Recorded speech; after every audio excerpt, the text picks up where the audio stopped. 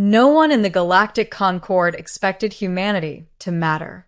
Earth was cataloged as a marginal civilization, technologically promising, biologically resilient, but politically fragmented. Humans had only just begun broadcasting their presence when the Concord arrived. To the ancient species that ruled the stars, humanity was not a people.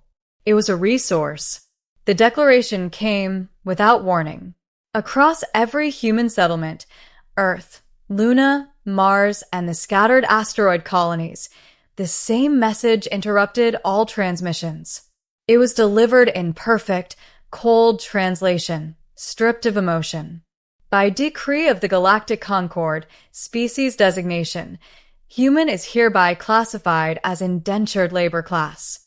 All planetary assets are forfeit. Resistance is inefficient. Within hours, the sky changed. Massive black vessels folded into orbit, blotting out the stars. They did not fire on cities. They did not need to. Precision drones descended instead, disabling satellites, power grids, and defense systems with surgical efficiency. Human militaries launched what weapons they could, but the result was brief and hopeless. Missiles vanished into energy fields. Railguns overheated against shields that did not even flicker. The Concord did not conquer through devastation. It conquered through inevitability. Human leaders were taken. Governments dissolved. Economies collapsed overnight. Families were separated as billions were transported to off-world labor sites. Mines carved into neutron-dense asteroids, factory worlds orbiting dying stars, construction rings around megastructures that would never bear human names. The Concord called it uplift through service. Humans called it slavery. Yet what the Concord failed to understand was this: humanity had never been unified by power or empire. It had been shaped by survival. Every human myth, every war, every innovation had been born from the same simple instinct: endure, adapt, and retaliate. And humanity remembered everything. The first 100 years of enslavement were quiet. That silence was misinterpreted as acceptance. Across the labor worlds, humans worked. They learned. They watched. While other slave species broke under Concord oversight, humans absorbed information like oxygen. They memorized alien technologies, reverse-engineered systems in their heads, and passed knowledge through whispered conversations, coded gestures, and stories disguised as folklore.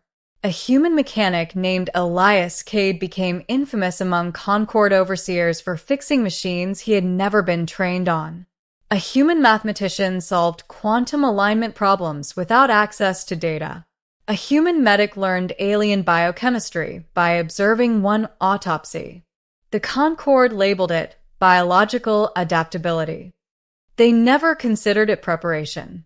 Unknown to the galaxy, humanity was doing what it had always done best, turning oppression into a classroom. Hidden within Concord infrastructure were human modifications so subtle they went unnoticed, redundancies altered, failsafes delayed by microseconds, energy flow rerouted through human-designed logic paths. Nothing broke. Nothing malfunctioned. Not yet. At the center of it all was Earth. Stripped of population and industry, the planet had been left as a symbolic trophy, a conquered homeworld kept under light surveillance. What the Concord did not know was that Earth was no longer silent. Beneath its oceans, deep within abandoned bunkers, and inside derelict orbital debris, humans rebuilt. Not openly, not quickly, but relentlessly. Humanity had learned alien physics. Now it improved them. The rebellion did not begin with weapons. It began with a signal. A single burst of data transmitted from a mining world near the galactic rim, masked as routine telemetry. Concord systems accepted it without question. So did every Concord relay station and every ship and every artificial intelligence governing trade routes and defense grids. Because humans had helped design them. The signal carried no malware, no command overrides, just a synchronization pulse.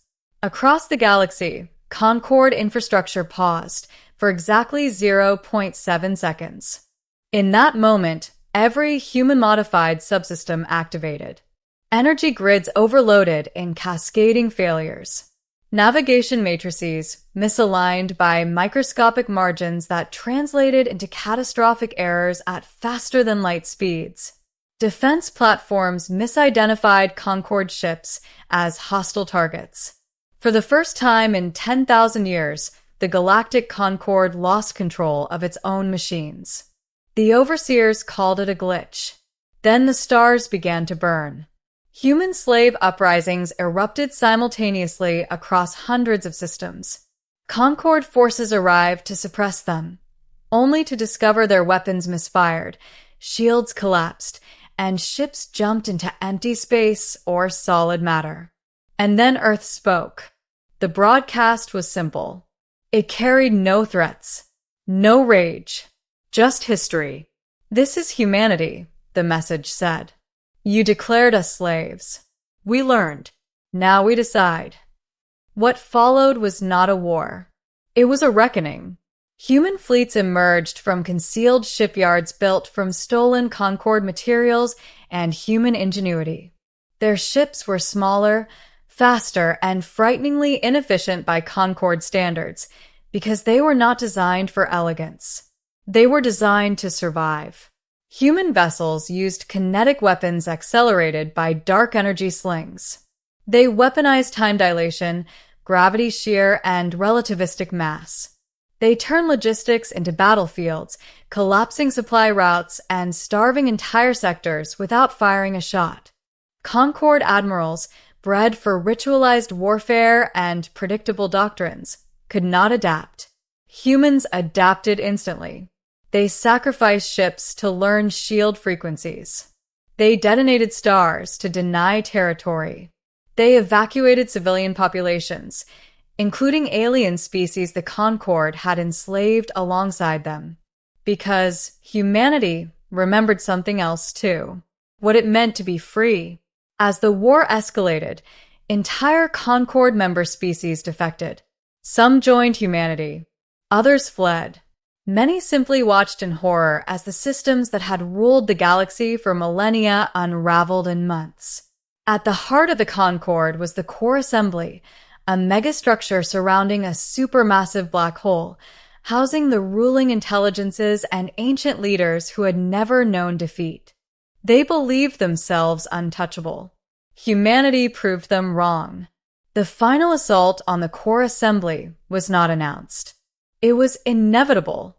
Human engineers had discovered a flaw in Concorde space-time anchoring, a vulnerability no one else had noticed because no one else thought to push physics that far. Using mass shadow drives and controlled singularity warheads, humanity destabilized the structure's gravitational balance. The assembly did not explode. It fell. Slowly, inexorably, it collapsed into the black hole it had orbited for eons. Concorde leaders transmitted demands, threats, promises of coexistence. Humanity responded with silence. As the last Concorde signal faded, the galaxy changed forever. The systems that had depended on Concorde order descended into chaos. Trade networks collapsed. Borders vanished. Old rivalries reignited. Entire civilizations found themselves unprepared to govern without an overlord. Humanity did not replace the Concorde. It dismantled the idea of it.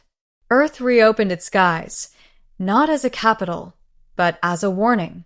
Human diplomats traveled the stars, not with chains or decrees, but with a simple message etched into every translation matrix.